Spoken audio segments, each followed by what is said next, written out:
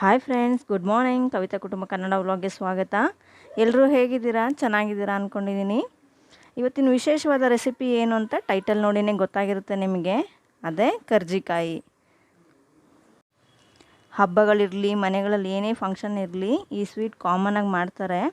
ನಮ್ಮ ಇಂಡಿಯಾದಲ್ಲಿ ತುಂಬಾ ಫೇಮಸ್ ಅಂತಲೇ ಹೇಳ್ಬೋದು. ಈ ಕರ್ಜಿಕಾಯಿನ ಮಕ್ಕಳಿಂದ ಹಿಡಿದು ವಯಸ್ಸಾಗಿರೋರು ಕೂಡ ಎಲ್ಲರೂ ಇಷ್ಟಪಟ್ಟು ತಿಂತಾರೆ. ಅಷ್ಟು ರುಚಿಯಾಗಿರುತ್ತೆ, ಹಾಗೆ ಟೇಸ್ಟಿ ಕೂಡ. ತುಂಬಾ ಗರಿ ಗರಿಯಾಗಿ 1 ತಿಂಗಳಾದರೂ ಹಾಗೆ ಕ್ರಿಸ್ಪಿಯಾಗಿರುತ್ತೆ.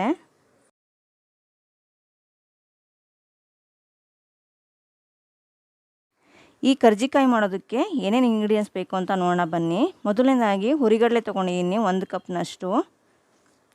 ಎರಡನೇದಾಗಿ ಹುರಿದಿಟ್ಕೊಂಡಿರೋಂಥ ಶೇಂಗಾ ಬೀಜ, ಕಡಲೆಕಾಯಿ ಬೀಜ ಅಂತ ಹೇಳ್ತೀವಲ್ಲ, ಅದು 1 ಕಪ್ನಷ್ಟು. ನಂತರ ತುರಿದಿಟ್ಕೊಂಡಿರೋಂಥ ಕೊಬ್ಬರಿ, ಸಣ್ಣದಾಗಿ ತುರಿದಿಟ್ಕೊಂಡಿರೋಂಥದ್ದು, ಅದು 1 ಕಪ್ಪು. ಆನಂತರ 2 ಏಲಕ್ಕಿ, ರುಚಿಯಾಗಿರುತ್ತೆ. ಏಲಕ್ಕಿ ಹಾಕಿರೋದ್ರಿಂದ ತುಂಬಾ ರುಚಿ ಕೊಡುತ್ತೆ.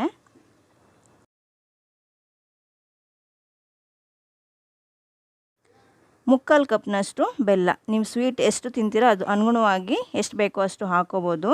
ಇದಕ್ಕೆ ಮುಕ್ಕಾಲು ಕಪ್ ಹಾಕಿದ್ರೆ ಸಾಕಾಗತ್ತೆ. ನಂತರ ಇದನ್ನೆಲ್ಲ ಒಂದು ಮಿಕ್ಸರ್ ಜಾರಿಗೆ ಆ್ಯಡ್ ಮಾಡ್ಕೊಳ್ಳಿ.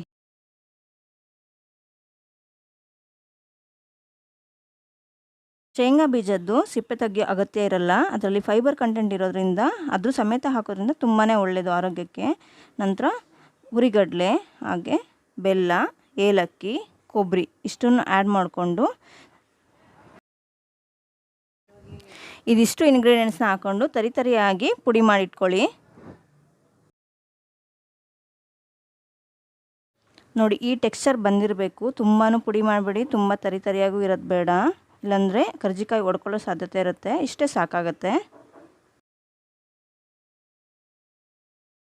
ಈಗ ಕಣಕ ರೆಡಿ ಮಾಡ್ಕೊಳ್ಳೋಣ. ಅದಕ್ಕೆ 1 ಕಪ್ಪು ಮೈದಾ ಹಿಟ್ಟು ತೊಗೊಂಡಿದ್ದೀನಿ.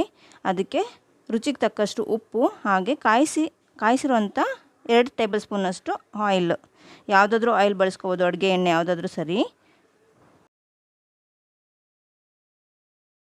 ಇದಿಷ್ಟು ಹಾಕಿ ಡ್ರೈ ಮಿಕ್ಸ್ ಮಾಡ್ಕೊಳ್ಳಿ ಫಸ್ಟು. ಅದೆಲ್ಲ ಎಣ್ಣೆ, ಉಪ್ಪು ಎಲ್ಲ ನೀಟಾಗಿ ಮಿಕ್ಸ್ ಆಗಬೇಕು ಮೈದಾ ಹಿಟ್ಟು ಜೊತೆ. ಇದಿಷ್ಟು ಆದ ನಂತರ ಸ್ವಲ್ಪನೇ ನೀರು ಹಾಕ್ಕೊಂಡು ಚಪಾತಿ ಹಿಟ್ಟಿನ ಅದಕ್ಕೆ ಕಲಿಸ್ಕೊಳ್ಳಿ. ಕಾಯಿಸಿರೋಂಥ ಎಣ್ಣೆ ಹಾಕೋದ್ರಿಂದ ಸಾಫ್ಟಾಗಿ ಹಾಗೆ ಕ್ರಿಸ್ಪಿಯಾಗಿ ಬರುತ್ತೆ ಕರ್ಜಿಕಾಯಿ. ಚೆನ್ನಾಗಿರುತ್ತೆ, ಬಬಲ್ಸ್ ಎಲ್ಲ ಬರುತ್ತೆ ಅದ್ರ ಮೇಲೆ. ಹಾಗಾಗಿ ನಂತರ ಚೆನ್ನಾಗಿ ನಾದ್ಕೊಳ್ಳಿ. ನಾದ್ಕೊಂಡಷ್ಟು ಒಂದು 5 ರಿಂದ 10 ನಿಮಿಷ ನಾದ್ಕೊಂಡಷ್ಟು ಚೆನ್ನಾಗಿ ಬರುತ್ತೆ. 5 ರಿಂದ 10 ನಿಮಿಷ ನಾದ್ಕೊಂಡ ನಂತರ ಒಂದು ಪ್ಲೇಟ್ ಅಥವಾ ಬೌಲ್ ಮುಚ್ಚಿ ಅದನ್ನು ಒಂದು 10 ನಿಮಿಷ ನೆನೆಯೋದಕ್ಕೆ ಬಿಡಿ.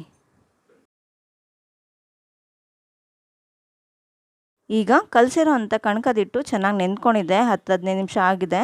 ಸಾಫ್ಟಾಗಿ ಕೂಡ ಇದೆ, ನೋಡ್ತಾ ಇರ್ಬೋದು.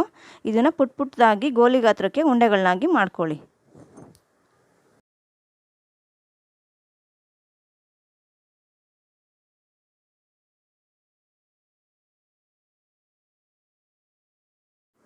ಗೋಲಿ ಗಾತ್ರಕ್ಕೆ ಮಾಡ್ಕೊಂಡಿರೋಂಥ ಉಂಡೆಗಳನ್ನ ಒಂದೊಂದೇ ತೊಗೊಂಡು ಲಟ್ಟಿಸ್ಕೊಳ್ಳಿ. ತುಂಬ ದೊಡ್ಡದಾಗಿ ಬೇಡ, ಪುಟ್ಟದಾಗಿ ಲಟ್ಟಿಸ್ಕೊಳ್ಳಿ ಒಂದು ಅಂಗೈ ಅಗಲಕ್ಕೆ. ಅದನ್ನು ಅಕ್ಕಿ ಬಳಸ್ಕೊಂಡು ಲಟ್ಸೋದ್ರಿಂದ ಜಾಸ್ತಿ ಎಣ್ಣೆಲಿ ಹಿಟ್ಟು ಬಿಟ್ಕೊಳ್ಳೋದಿಲ್ಲ, ನೀಟಾಗಿರುತ್ತೆ. ಎಣ್ಣೆ ಕೂಡ ಗಲೀಜಾಗೋದಿಲ್ಲ. ನಂತರ ಲಟ್ಟಿಸ್ಕೊಂಡಿರೋಂಥ ಒಂದೊಂದೇ ಎಲೆಗಳನ್ನ ಕರ್ಜಿಕಾಯಿ ಮೋಲ್ಡ್ ತೊಗೊಂಡು ಅದರೊಳಗೆ ಹಾಕ್ಕೊಂಡು ಮಾಡಿಟ್ಕೊಂಡಿರೋಂಥ ಇಂಗ್ರೀಡಿಯೆಂಟ್ಸ್ ಪೌಡರ್ ಏನಿದೆ, ಕರ್ಜಿಕಾಯಿ ಪೌಡರು, ಅದನ್ನು 1 ಅಥವಾ 1.5 ಟೇಬಲ್ ಸ್ಪೂನಷ್ಟು ತುಂಬಿ ಅದನ್ನು ಕ್ಲೋಸ್ ಮಾಡಿಬಿಟ್ಟು ಎಕ್ಸ್ಟ್ರಾ ಇರೋವಂಥ ಹಿಟ್ಟನ್ನು ಎಲ್ಲ ರಿಮೂವ್ ಮಾಡ್ಕೊಂಡು ಒಂದು ಸ್ವಲ್ಪ ಪ್ರೆಸ್ ಮಾಡಿದ್ರೆ ನೀಟಾಗಿ ಅಂಟ್ಕೊಳ್ಳುತ್ತೆ ಕರ್ಜಿಕಾಯಿ. ಆನಂತರ ಮೌಲ್ಡಿಂದ ಈಚೆ ತೆಗೀರಿ. ಉಳಿದಿರೋಂಥ ಎಲ್ಲ ಎಲೆಗಳಿಂದ ಕೂಡ ಇದೇ ರೀತಿ ಕರ್ಜಿಕಾಯಿಗಳನ್ನ ರೆಡಿ ಮಾಡ್ಕೊಳ್ಳಿ. ನಂತರ ಇಲ್ಲಿ ಎಣ್ಣೆ ಕಾಯೋಕ್ಕೆ ಇಟ್ಕೊಳ್ಳಿ. ಎಣ್ಣೆ ಕಾದಿದೆಯಾ ಅಂತ ಚೆಕ್ ಮಾಡಿ, ಕಾದಿರೋ ಅಂಥ ಎಣ್ಣೆಗೆ ಒಂದೊಂದಾಗಿ ಮಾಡಿಟ್ಕೊಂಡಿರೋಂಥ ಕರ್ಜಿಕಾಯಿಗಳನ್ನ ಒಂದೊಂದಾಗಿ ಬಿಡಿ.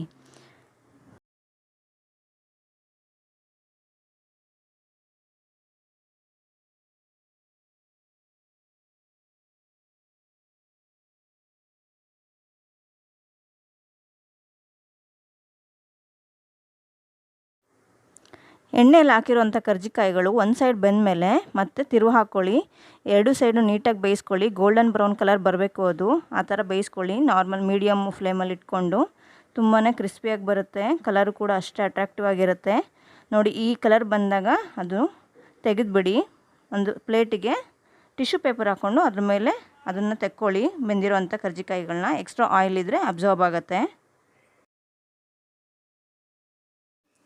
ಕ್ರಿಸ್ಪಿ ಹಾಗೆ ಟೇಸ್ಟಿ ಆಗಿರುವಂಥ ಕರ್ಜಿಕಾಯಿ ರೆಡಿಯಾಗಿದೆ. ಮಕ್ಕಳಂತೂ ತುಂಬಾ ಇಷ್ಟಪಟ್ಟು ತಿಂತಾರೆ.